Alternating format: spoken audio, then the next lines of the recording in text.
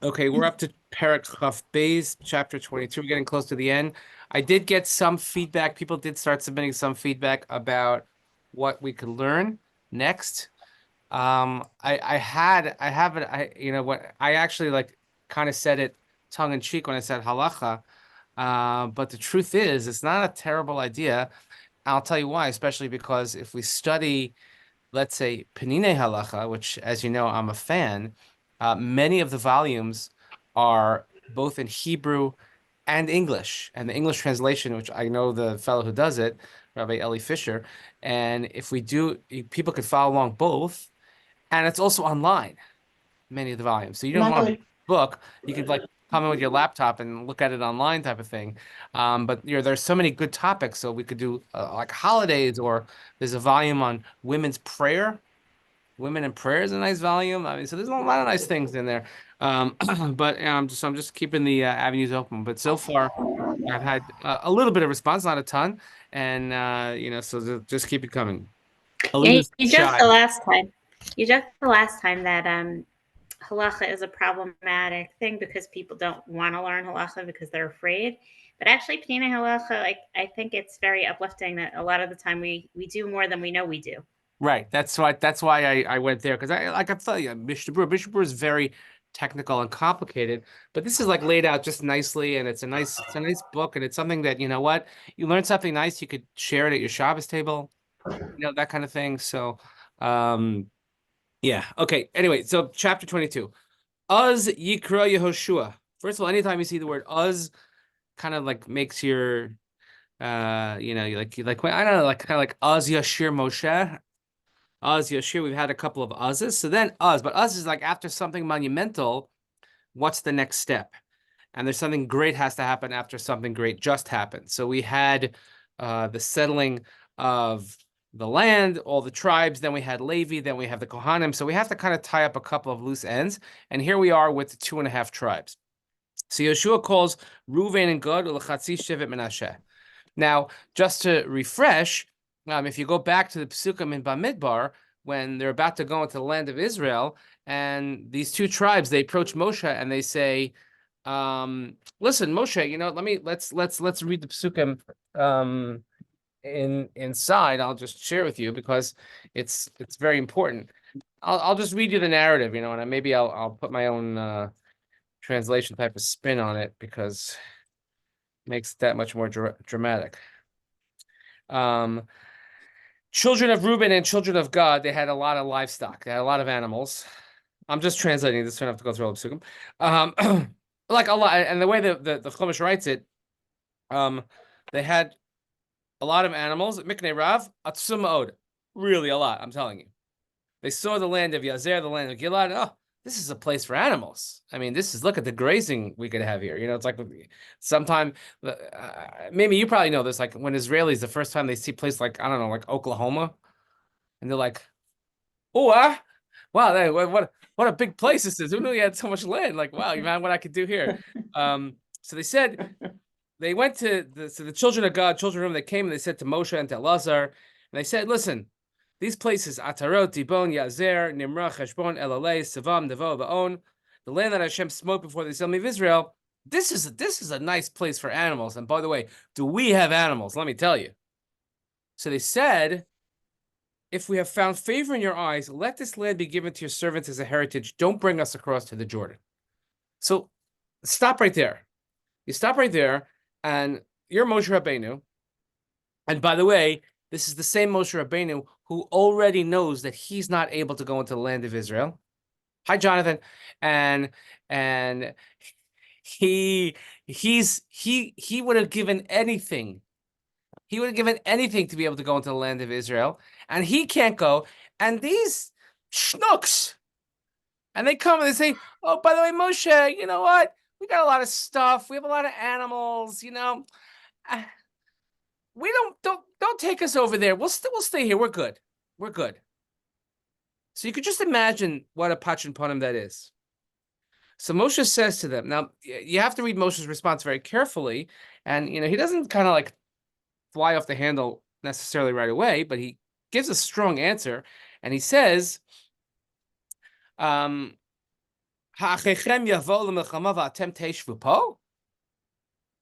What, your brothers are going to go out to war and to conquer this land, and you're going to stay here? Vilama siniyun eslev b'nei Yisrael mevar el haaretz asher nasan lachem Hashem. Why would you dissuade the heart of the children of Israel? Like, why would you demoralize them like this? This is what your fathers did. And he goes right away into the spies episode. This is what happened when we sent spies from Kadesh Barnea. They went up, they saw the land, they dissuaded the heart of the children of Israel. Hashem got very angry and he says, you know what? They're not gonna make it up. And we know, of course, the whole story of the Meraglim, except for Kalev and except for Yehoshua, which he mentions. They followed Hashem fully. The wrath of Hashem was angry against them, and they had to wander for 40 years, right? So if you turn away from Hashem, he's going to let you die. He's like, why would you, like, did you not learn anything? Why are we still walking around this desert for so long? So then they come back and they kind of revise their no, that's not what I meant. I mean, come on, Moshe. No, they said, no. Pens for the flock we're going to build, for our livestock, cities for the small children. We're going to arm ourselves swiftly in the vanguard of the children of Israel until we have brought them to their place. Our small children will dwell in the fortified cities before the inhabitants of the land. We will not return to our homes until everyone has inherited. Every single one has gotten his or her place. And we will not inherit with them across the Jordan because it has come on the east bank. So Moshe says, if you do this thing, and now he goes on and gives the whole condition. So basically they said, oh, no, it's just easier for us to be here. We have a lot of stuff. I don't know. We're not going to go in before them. We're not going to leave them high and dry. We are going to fight for them. We will not settle our own place on the eastern bank of the Jordan until every single Jew has their place. So, and we're just going to leave the little kids and the livestock. So by the way, by the time they get back after 14 years and change, they're not little kids anymore. You can imagine some of them actually, if you think about it, some of those people who settled there never went into the land of Israel. Which is like, I mean, I don't know if the whole episode at Gilgal and the crossing, if they went and came back, but it would seem from the psukim in Bamidbar that they said, we're going to just leave for our children and the animals, they'll stay put, and we're going to go fight. But that's what they did. So here we're back into our chapter. So they said, Vayomar Alehem, so Moshe says to them, I mean, it's not Moshe, it's Yehoshua, Atem shmartem es kol asher tziva eschem Moshe eved Hashem. You guys did everything like you promised. You kept your part of the bargain. You observed everything that Moshe eved Hashem, there we have it yet again, and everything that he made the deal with you. Vatishmeu b'koli l'chol asher tzivisi eschem. And you have obeyed my voice, everything I have commanded. Lo azavtem es achechem. You did not desert your brothers. Ze yamim rabim arayom hazeh. It's been a long time until right now. Ushmartem es mishmeres mitzvas Hashem Elokechem. And you have observed, you have kept the charge of the commandment of Hashem. Ba'ata. Now, having said it, so he's giving it like, so it's a good lesson, by the way, in pedagogy, that you have to point out when people are doing things wrong. We love pointing out when people do things wrong. You also have to point out when people do things right. It's much harder for us, it seems, to say when people are doing things right, as when they're doing things wrong. That's easy. I always say that, you've heard me say it a million times, that a Jew's favorite mitzvah in the Torah is hochech tochich hasamisecha. If we have the opportunity to point out that a Jew is doing something wrong, we jump at it, right? You know, Nebuch, the guy that decides he's finally going to get up and lane, and then he makes a mistake, and 18 guy from row, J in the back is jumping up telling me red. The guy's talking the whole davening, but he hears one word wrong, and he's yelling a correction. Like, do me a favor, be quiet, okay? But nobody ever will say, oh, you know what? Probably took a lot for you to learn and to study and to get up there and to lane. So you have to point out when people do things right. So that's what Yehoshua is doing. He says, no, you to the letter of the law. Shmartem, you kept the word of Hashem. And I think the most important part is, lo azavtem es achechem. The worst thing that can happen when someone goes out to battle is to feel abandoned. Feel that they have been left alone. That's why I say, like, these visits that we do to Israel and the letters and everything, it's part of this principle, is that they don't feel left alone. Lo azavtem. Okay? And ze yamim rabim, war and these conquering, it goes on for a very, very long time. So therefore he says in Pasuk Daled, Ve'ata, Heiniach Hashem Elokechem la'achechem ka'asher diber lahem, Ve'ata penu l'chu lachem la'olechem el eretz achuzaschem, asher nasan lachem Moshe eved Hashem be'ever ha'yarden. And now Hashem, your God, has granted rest to your brethren. Everybody's got what they need. They're all settled. just like he said. So now go turn to your tents, go to the land of your possession, which Moshe gave you across the Jordan. By the way, the wording, it's also like a bit of a, it's still, it has to smart a little bit. It does hurt a little bit when when he talks about the people of Israel. Hashem, your God, is like, they're good. They're in a good place. They got everything they're supposed to. But now you go to your land, your tents, your achuzah, which who gave to you? Moshe. Not Hashem. It's not a God-given place. It's Moshe gave it to you, okay? On the other side of the Yarden. But no, when you go, well, what's the worry? So what's the worry now? The worry is, okay, now the worry is we always worry when everything's fine. We do great in a crisis. Right? We've never had such tremendous levels of unity like we're experiencing right this minute. But the second, the enemies are gone, then, we turn on ourselves. We turn on each other. So the people are settled. They have their land. They have their inheritances, etc. Now you have to go back, but just please, stay in touch, be part of the family, which is one of the reasons, actually, Rav Hirsch and others mentioned that why they split the Chatzi Shevet and Menashe is that they split the tribe of Menashe so that they would, at least go back and forth and visit each other and maintain a connection. They would have some sort of bridge between the outer land and the inner land, meaning between Israel proper and Ever HaYarden. So he says, he gives them a warning, Rak shimru ma'od la'asos ha'mitzvah v'satorah asher tzivascha Moshe ben Hashem. And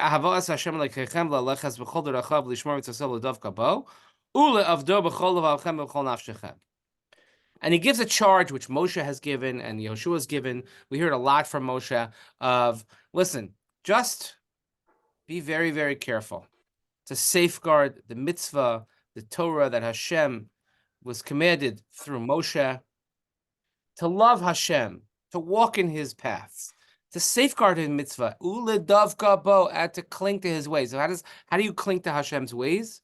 So the Gemara has a few examples of this, what we call mahu afata, imitatio dei.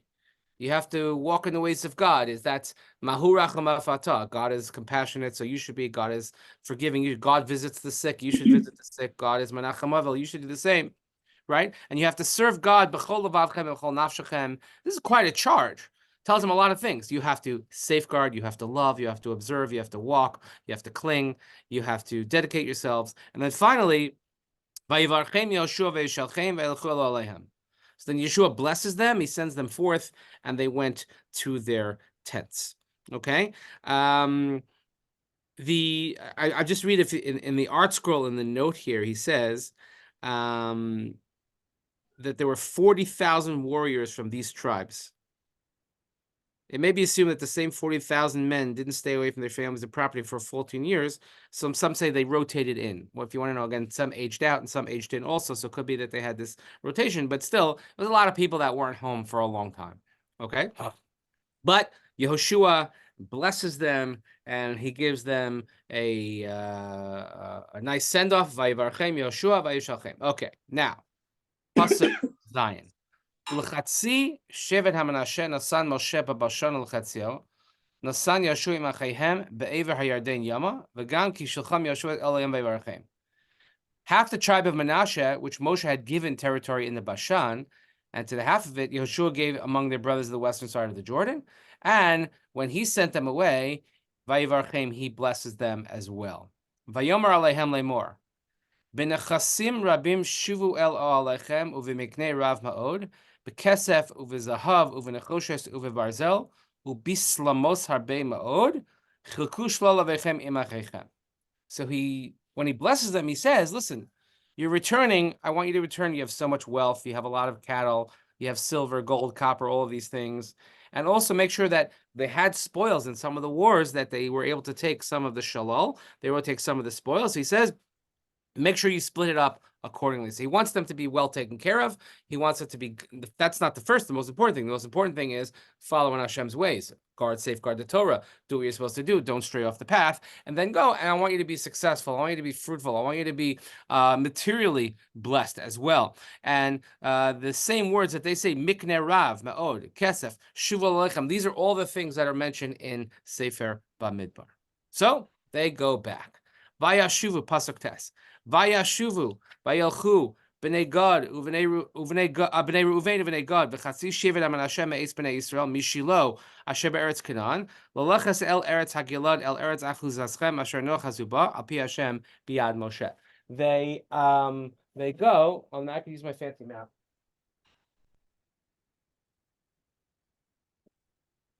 My 3D map, yay. So they go from, let's find Shiloh here. Here's Modi'in. Okay, I can wait. Yeah, I can hear all the English in Modi'in. So Shiloh is right here. Okay. Shiloh's right here in the mountain. And they have to head up this way and go in this area here. Okay? That's where they end up. And that part of the other side of the Jordan. Okay? And if you look here on this map, it says, it actually says right here, it says Reuven. I don't know if you can see that, but on this, it says Reuven right here. It says Reuben, and then it says the other one. Does it say? It probably does. There's just a lot going on this map. And oh yeah, it says Reuven, God, and part of Menashe. Yeah, so it's like Reuven, God, and then the rest of Menashe here. So, but you can see like this is the Jordan River cuts it in two. Remember we said the Ir Miklat we have like this, but they're here in the center of the country, and then they're heading up. They have to go home, so they're going back to their respective areas on the other side of the Jordan. So it's like a reverse exodus or reverse entry. I don't know, whatever you want to call it. But anytime I get to use my fancy 3D map, it's just always a good day. Anyway, so they go and they from Shiloh to Eretz Canaan to go to Eretz Gilad, okay, which they got blessed. Really, it's Al Pi Hashem B'Yad Moshe. Moshe sanctioned it, but it was really God who sanctioned it through Moshe. Vayavo el Glilos HaYarden Asher Be'eretz Canaan. They came to, in the translation, they said the regions of the Jordan that are on the land of Canaan. Vayivnu b'nei Reuven b'nei Gad v'chatzi shevet Menashe sham mizbech al Yarden mizbech gadol l'mareh. So they built. When they get there, they finally get home, and in front of everyone to see, near the Jordan River, they build a huge, huge, huge altar, a huge mizbeach. Does it have here Glilot Moab? It does not necessarily. There are hot springs, by the way, and there's the Allenby Bridge and the Edinburgh checkpoint. But you can imagine in the general area where everybody could see, they built a big mizbeach. Now, at first, when you see that, it shouldn't strike you as odd. At first, because after all, what did Abraham and Yitzchak and Yaakov all do when something big happened? Vayivan sham mizbeach. They built a mizbeach. They didn't have necessarily a base of mikdash. They didn't have a place, even though we have Shiloh. We don't really. I don't know if the Mishkan is really set up yet, but Shiloh is the center of Jewish life, which remains the center of Jewish life for 369 years. But they built a mizbeach, and it would seem to give thanks to Hashem. However, it's possible that people could take this the wrong way. Which you always have to take into account is, when I do certain things, how's it going to look? Even though you know that you have holy intentions, even though you know you have pure intentions, and even though you know you're not doing anything wrong, sometimes when you do something, you have to think about, well, how's this going to look? Right? So look what happens. Vayishma'u b'nei Yisrael lemor, because first of all, it's gadol l'mareh. Everybody knew about it. They made this giant mizbeach. So the Bnei Yisrael, and this also just brings to the surface probably this angst that existed about these 2.5 tribes saying they didn't want to go into the land of Israel. And I know you made a deal and you kept your deal and everything, but in the end of the day, you didn't want to be with us. At the end of the day, you helped us, but you want to be in a different country. So, Vayishvu b'nei Yisrael lemor, hine banu b'nei Reuven b'nei Gad v'chatzi shevet Menashe mizbeach. Look, they built this mizbeach El mul eretz Canaan, El glilos hayarden, El ever b'nei Yisrael. But look at the stress of the languages. They built the mizbeach. El mul eretz Canaan, opposite the land of Canaan. El Glilos HaYarden, in the regions of the Yarden. El Aver B'nai Israel, across from the side of the children of Israel. So it's as if the text is jumping out at you saying, they did this against us. Everything is like Mul, El, Aver, all is like on the other side. Mul means facing. Aver is on the other side. The reason why we're called Hebrews, Ivrim, Avraham Ivri, because the whole world is going one way. He's Be'aver Nahar. He's on the other side, believing in one God, and nobody else knows. He's willing to go swim upstream. He's willing to go take a position that nobody else wants to take. And that's what they're doing. They're literally on the other side of the Jordan, and they put this big mizbeach, like in your face type of thing, this big mizbeach, and it's against us. It's against Canaan. It's almost like saying it's against Israel. What they're doing is something against Israel. Vayishma'u b'nei Yisrael vayikul kol hadas b'nei Yisrael shiloh la'alos alehem latzava. Well, that didn't take long.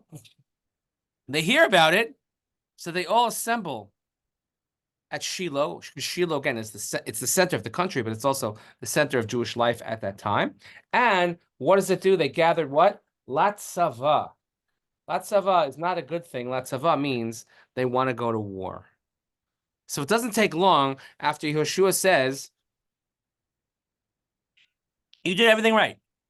You followed the letter of the law. And 2 minutes later, the rest of the tribes, 9.5 tribes, I don't know if the other half of Manasseh wanted to, but certainly 9 tribes want to go to war. That's how quickly it turns, right? That's the story of our lives. So, Vayishlchu b'nei Yisrael b'nei Ruvain b'nei Gad v'chatzi Sheva Manasseh el Eretz Hagilad as Pinchas ben Elazar HaKohen. So, they sent an emissary. You don't just go to battle. Let's send somebody first. So they sent, who do they send? They send Pinchas. Pinchas is still around, by the way. Pinchas, back from, the story in Shittim, and Pinchas, who gets the lifetime contract for the Kohanim, is Pinchas. Now, why do you think they would send Pinchas? I can think of a number of reasons. First of all, Pinchas is not shy. Pinchas is not afraid to throw down when he needs to. Pinchas is not afraid to stand up for what's right. Pinchas is b'kano es kinasi b'toch b'nei Yisrael, v'lo chilisis b'nei Yisrael, that he avenged in his zealous way, he avenged my vengeance, Hashem says to Moshe.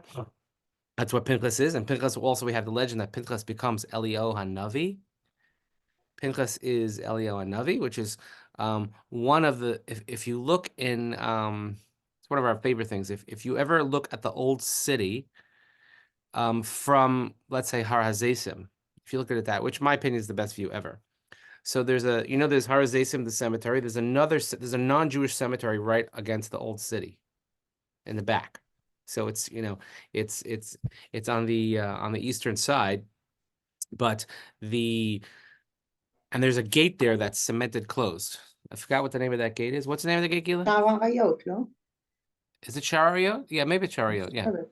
Yeah, Shariot. So, but it's cemented closed, and the legend has it is that our enemies, because they knew this tradition that Eliyahu HaNavi is Pinchas, and that he's going to be the harbinger of Mashiach, and he's going to come into the old city that direction, and Pinchas is a Kohen. So they thought they put a cemetery there. It's a legend they have, but it's a neat story. But that's why that cemetery is right there. Har HaZeisim was on the other side of the road. But you have to cross down, like by the tomb of Avshalom, and if you walk up towards the wall, you see it, the closed gates there. So they sent Pinchas. So now it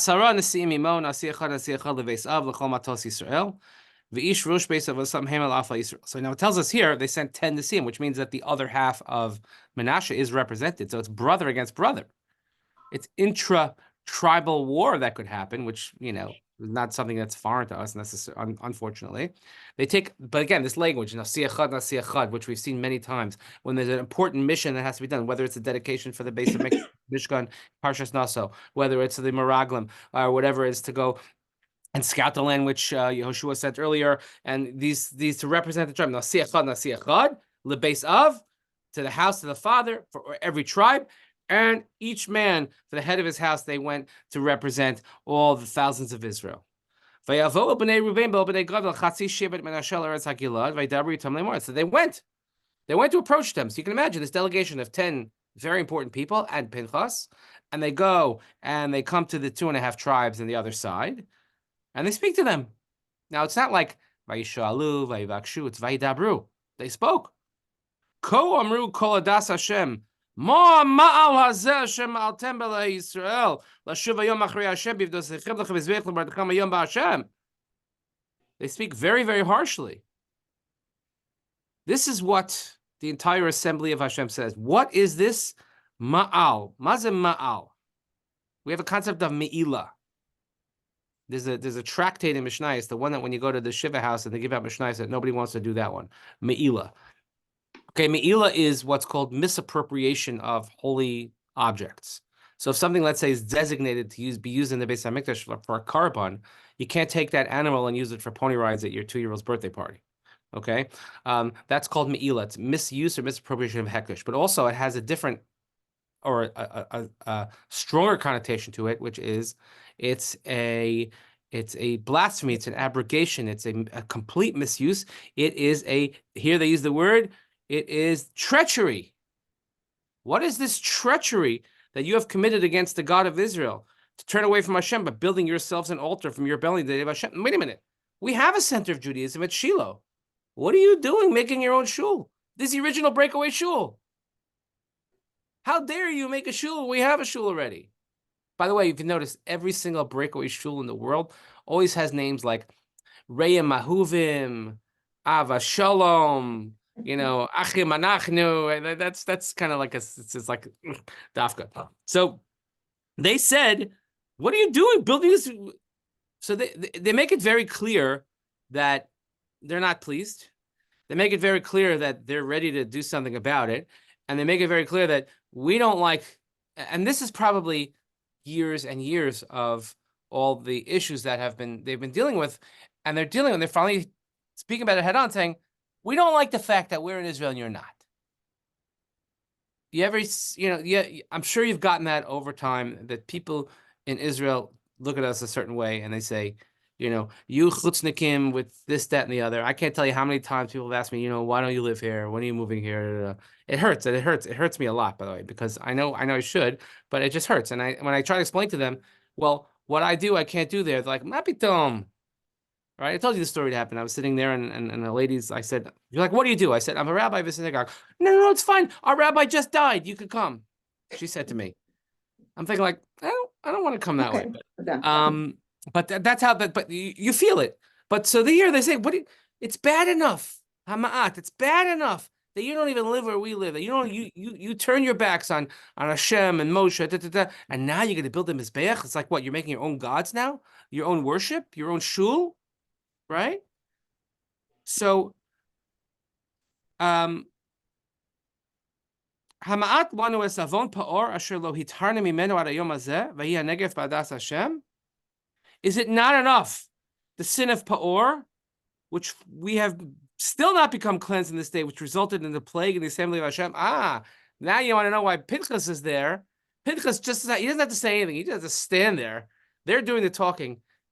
Remember what happened the last time we had this people from this area, from this general region, and they infiltrated, and you didn't follow God when people tried to do something. Do you remember what happened, Pinchas? So he didn't have to say anything. He just stood there, which reminds me again, if Elian were here, Elian, I hope she's watching this. She watches it afterwards.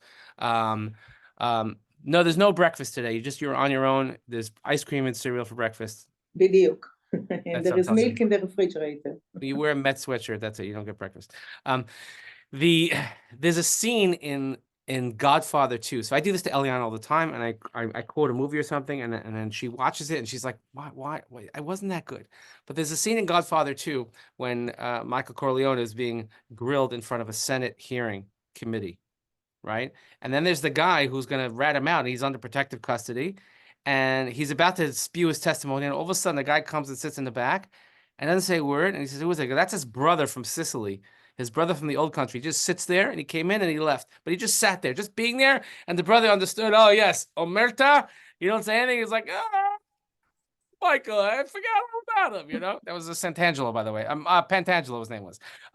Anyway, you have to have bikias in these types of things. So here, Pinchas, that's why you want to know Pinchas. Because remember what happened the last time we got infiltrated? The plague? We're still not even done with it. And that's what you want to do? You want to leave Hashem so quickly? V'atem tashuvu hayom me'achrei Hashem? And they say, Today, you're going to turn away from Hashem. If you rebel against Hashem today, tomorrow he'll be angry with the entire assembly of Israel. Oh, here we have it. So if you want to say, oh, they're so self-righteous, you could read this way. We're so self-righteous. What do you mean? They get into trouble every other second. We're so self-righteous. How dare? No, because if you mess up, Hashem's going to be angry with all of us. That's why they band together. It says, Umachar el kol adas Yisrael yiktzof. Maybe that's the real motivation. It could be they're also motivated by this, real being turned off by this blasphemy, and also probably years and years of sort of distaste about this move that they made to begin with. Ve'af. Im tmei eretz achuzaschem ivru lachem al eretz achuzas Hashem asher shechan sham mishkan Hashem ve'hachazu b'sochenu v'Hashem al timrodu v'osenu al timrodu u'ivnosechem lachem mizbech mibaladei mizbach Hashem Elokeinu. And if the land of your possession is tamei, by the way, it is, it's contaminated. So then come over to the land of Hashem's possession, where the sanctuary of Hashem is, aka Shiloh right now. Take your possession among us, but don't rebel against Hashem, and don't rebel against us by building yourselves an altar other than the altar of Hashem. So there you have it. It's bad enough that you left us. Oh, you don't like it? It's tummy. You want to make your own God? Come back. There's plenty of room. Come back to Hashem. Look at the way the emphasis is. The land that Hashem gave you. Come inherit amongst us. However, don't rebel against God, and don't rebel against us. And when you build this mizbeach, right? By the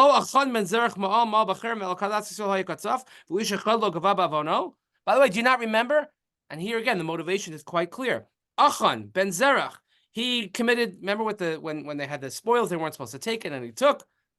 And what happened? Hashem was angry at all of us. In other words, it's bad enough that you're not part of the team, but why should the whole team suffer as your result? Because you can't handle it, or your tummy, or whatever, and you didn't waste any time. You're not even home, and you're building a mizbeach. So let's hopefully let's save the day here. Vayomeru vayanu b'nei Gad, we're in 21. Vayanu b'nei Reuven b'nei Gad v'chazisha b'nei Menashe vayidaberu el. I'm sorry, I'm gonna just see something bothering me. Okay. Vaydabru es Roshei Alfei Yisrael. So then they wait a minute. All right, can we respond? Relax. Halt cup.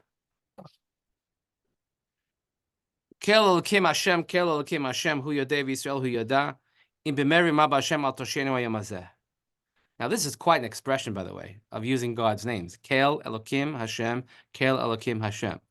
God of the powerful ones, Hashem, God of the powerful ones, Hashem. He knows, and Yisrael shall know. If it's in rebellion and treachery against Hashem, save us not this day. In other words, we have pure intentions. Live no slonim bizbeach lashuv machari Hashem, v'imlalos alav Allah minchav, v'imlasos alav zivchei shulamim, Hashem hu yivakesh. V'im lo midaga midavar asina zos lemor, machar yomer v'nechem levanenu lemor malachem v'lashem l'kei Yisrael. If we meant to build an altar for ourselves to turn away from following Hashem, or to give some sort of offering or a meal offering upon it, or to give shlamim, let Hashem punish us for this. If we did this out of fear, if we didn't do this out of fear, saying to ourselves, in the future, your children might say to our children, what have you done with Hashem of Israel? Then what happens?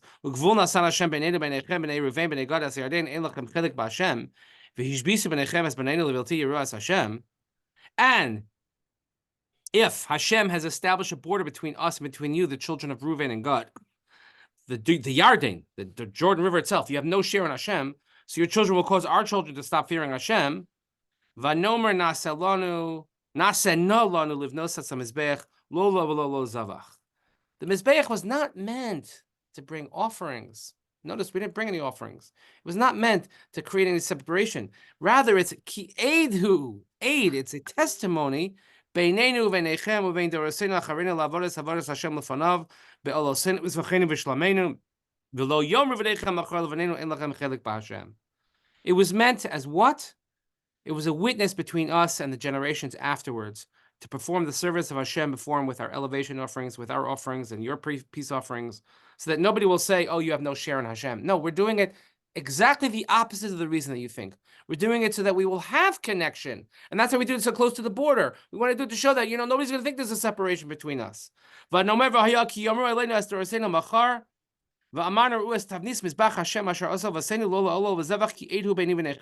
in future generations, They're going to come to us tomorrow. By the way, it's very similar to that Pesach phrase. In the next generation, your children are going to ask. Here, they're going to ask, and they're going to say, oh, look at the structure of the altar that your forefathers made, right? It's not for karbonos. It's not for any offerings, but it's only as an aid. It's testimony.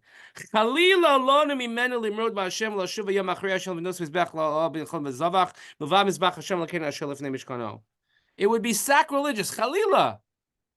It would be sacrilegious for us to rebel against Hashem and to turn away this day from following Hashem to build some sort of mizbeach for any sort of offerings, other than the altar of Hashem, which is before in the Mishkan. This is not a sacrifice altar. This is a testimony altar. Okay. Everybody, calm down. Let's bring it down a notch. Put your swords away. Nobody's going to war. Vayishma Pinchas HaKohen u'nisiyei ha'ida. Oh, they heard it, and it was good in their eyes. We de-escalated the situation. That's why you don't go to battle first. First, you send an emissary, find out what's going on. Explain why you're so upset about this. And then, when they explain themselves, they huddled. They heard. By the way, it's good to listen. You have to listen. They listened to what they said. Vayitav, it's good. Vayomer Pinchas ben Elazar Kohen el bnei Reuven bnei Gad bnei Menashe Yom Yadanu ki b'sochenu Hashem asher lo ma'altem b'Hashem hamal hazeh az hitzaltem es bnei Yisrael mi'ad Hashem. So Pinchas says to them, today we know that Hashem is in our midst because you did not commit any sort of blasphemy or treachery against us, right? You saved the children of Israel from the hand of Hashem. You're not there to divide us. I mean, it's like fakir. It's the opposite. No, you're here to unite us. Vayashav Pinchas ben Elazar HaKohen v'anesim meis b'nei Reuven meis b'nei Gad eretz HaGilad el eretz Canaan el b'nei Yisrael vayashivu osam davar. So then they turned back. They went back to the land of Israel, to the people. They gave them a report. Vayitav hadavar. By the way, this is one of the times when they come back with a report, and it's actually a good report, and people are enlightened, and people are excited about the report. They don't become downtrodden. Vayitav hadavar be'enei b'nei Yisrael. It was good in the eyes of Bnei Yisrael. Vayivarchu lakim es Bnei Yisrael v'lo amr la'alos al mitzvah l'shacheses ha'aretz asher Bnei Reuven v'nei Gad yoshvim bam. And therefore, nobody spoke about going with a military action. Nobody spoke about fighting. Nobody spoke about fighting against that land and those tribes. Vayikru v'nei Reuven v'nei Gad l'mizbeach ki eid hu beinosenu ki Hashem hu Elokim. The children of Reuven and the children of God, they named this altar Aid. By the way, it's similar when we have in Yaakov Avinu, it says Gal Aid, Yegar Shahadusa or Gal Aid. It should be a testimony. These stones, Gal Aid, these stones are an aid, Beini v'nechem, about a treaty. But this is a witness between us and Hashem. But what is it testifying to? That Hashem is God, right? So there are certain mitzvahs, by the way, that we have. We have Chlukim, we have Mishpatim, and we also have something called Edios. We have certain things that we do that are testimony. That, like when we make Kiddush, one of the reasons that people say that we stand up for Kiddush, by the way, I sit for Kiddush, but some of the reasons people say you stand up for Kiddush is that you're giving testimony that Hashem created the heaven and the earth and then rested on Shabbos. So there's certain things that we do as an aid or as an oath. So this was a symbolic gesture, and that's why they didn't do it in their midst. They did it exactly at the point that divides the tribes, the 2.5 tribes from the other tribes that are in Israel proper. They did it to show not as a separation, but on the opposite, as a connection. So it's actually a frightening story at first, but it ends up pretty well, thank God, because this is what their intentions were. So the next thing that we have actually just 2 more chapters of sort of like goodbyes, wrapping it up. We're going to have the banquet, the last day of camp. We're going to have Shiriyat, the whole bit. And then we finish Sefer Yehoshua. So obviously we're not going to meet next week because I'll be in the Holy Land with our trip. If anybody wants, you could follow along. If you didn't see, you could follow along if you want, let me know. I could give you the link, but we have a virtual WhatsApp group. Oh, please. Okay. Yes. So we sent it out. Mimi, you get the shul mail. We sent it out yesterday in the shul. Oh, I didn't look. Yeah, you just click on the link, but you want to follow along with, our goings on next week, please, by all means, feel free. Can you send us the itinerary also, the לוח זמנים, or no?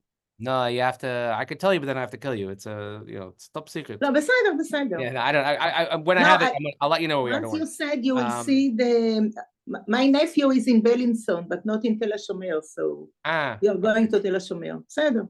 We'll see. I think so. Yeah, but I could change in a second. Anyway, so we'll pick it up after that, and then I actually have conferences in March, but we're going to finish this, and we really just think, I know if you haven't answered about what you want to learn next, please let me know so I can get 12 different answers and then pick choice number 13. So have fun on the snow day, and we'll see everybody. Take care. תודה, תודה רבה. תודה.